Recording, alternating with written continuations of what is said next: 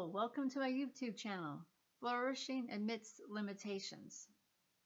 We have all dealt with limitations of some kind or another in our life, whether it was a temporary limitation or a permanent lifelong limitation. In my case, I have cerebral palsy. I was born with this. And during my journey of showing you life on YouTube, I want to talk to you about how I still find humor and joy and peace and enjoying travel and friends. And I know that life can be challenging. We all have our challenges, different kinds of challenges, but challenges.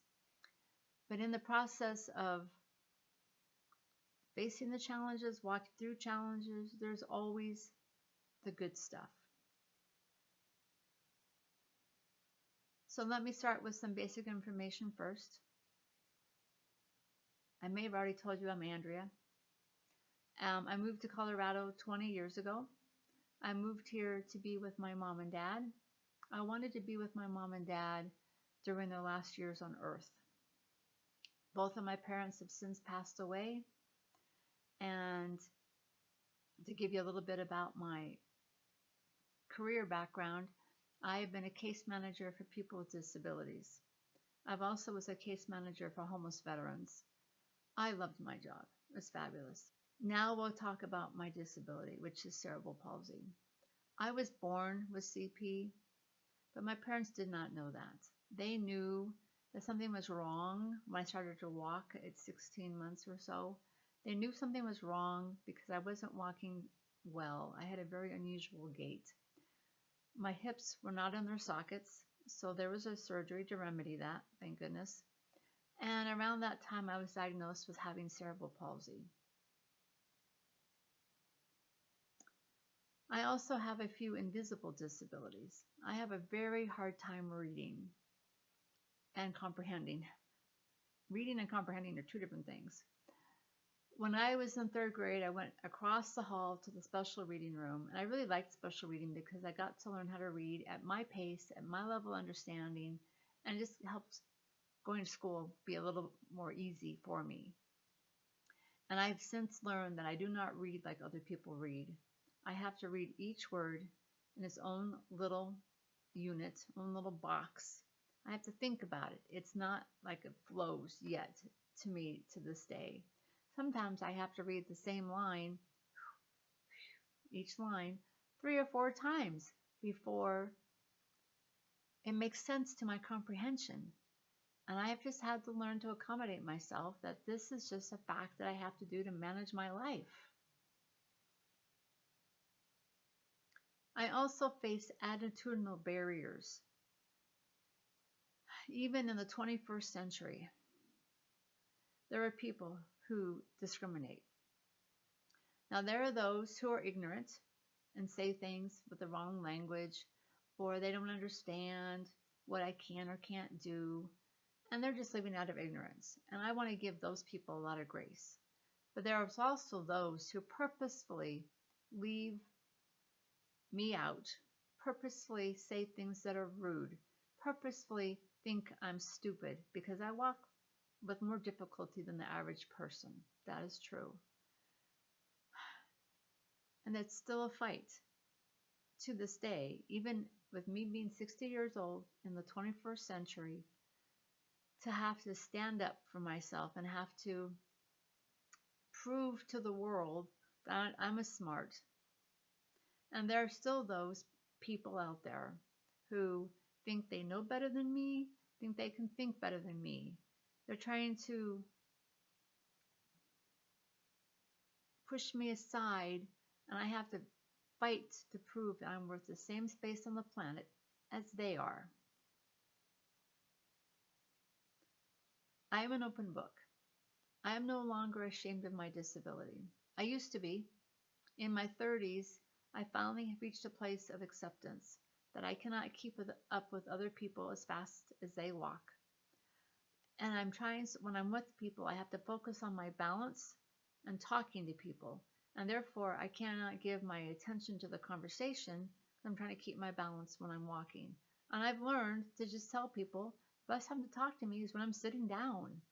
So here I am at age 60, and I can finally say I am no longer in competition with people. It's just me. People can take me or leave me. One of the highlights of my life is my boyfriend, Rick. We have been together for almost 3 years. In June, it'll be 3 years that we've been together. And he is an amazing individual to me. He has given me this huge gift of acceptance I have not gotten from any other man in my life. In fact, Rick is my first boyfriend in my whole life. He knows that when I walk up and down hills, I need assistance. He knows that when I walk up and down stairs without a handrail, I need assistance. My balance is enough impaired that I don't trust myself to stay upright when I'm going down something that requires movement going down or movement going up without me hanging on to something. Just remember to add, we are an interabled relationship. That means one of us has a disability. In this case, I'm the one with the disability. I think it's a really unique category to be in, to have an interabled relationship. In December, I fractured my back. I have two minor, cat hair on my nose. I have two minor fractures in my spine. I spent a lot of time alone, being still during the end of December, January, the 1st of February. And during that time of being still and being quiet and not being out and about because it just hurt too much to move, I did a lot of thinking about, what do I do with my life? And the biggest thing that's important to me more than anything else is that I want to make a positive impact on the world around me. So I thought, okay, I can continue to just volunteer and go to church and do Bible study,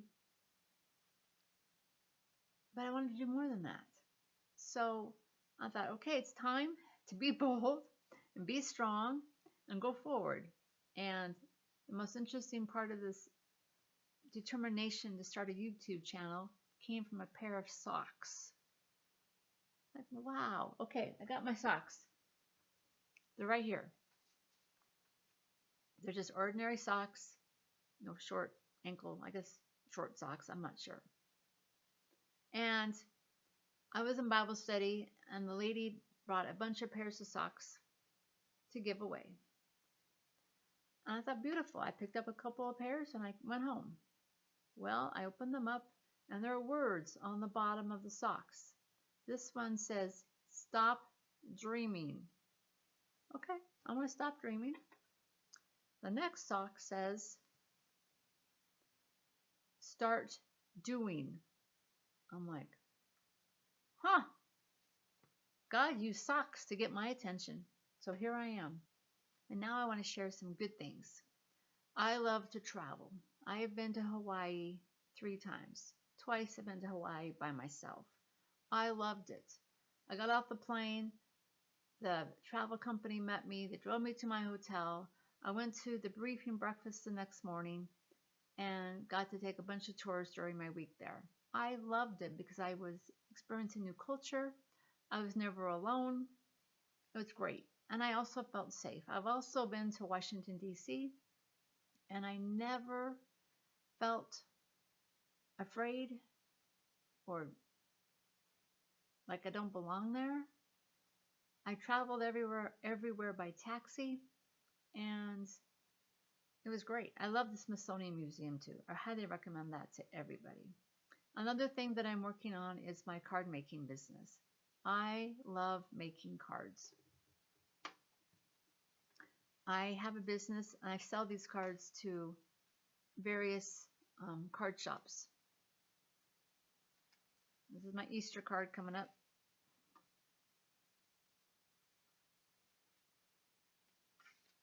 And this is my next springtime card I have going on here.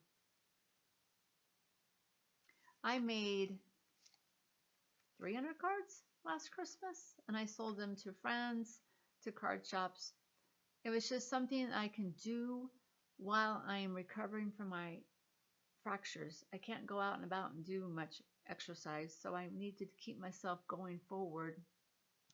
And creating things with my hands also helps me feel really good to my soul. I love that feeling. I would love your encouragement by clicking the subscribe button and the like button. That would mean a lot to me, just to know that you liked what you saw. And that also would motivate me to keep moving forward. I have a plan to create one video a week. Once I get the editing process figured out, I will be doing 2 videos a week. I want to see how fast I can get this channel monetized. That's another challenge. My final note is that if you've heard anything you would like to learn more about, please let me know. I would love to share my story with you. I would love to just be having a chit-chat time with you. I'll have a cup of tea with you and just share life with you. So until my next video, love to you all.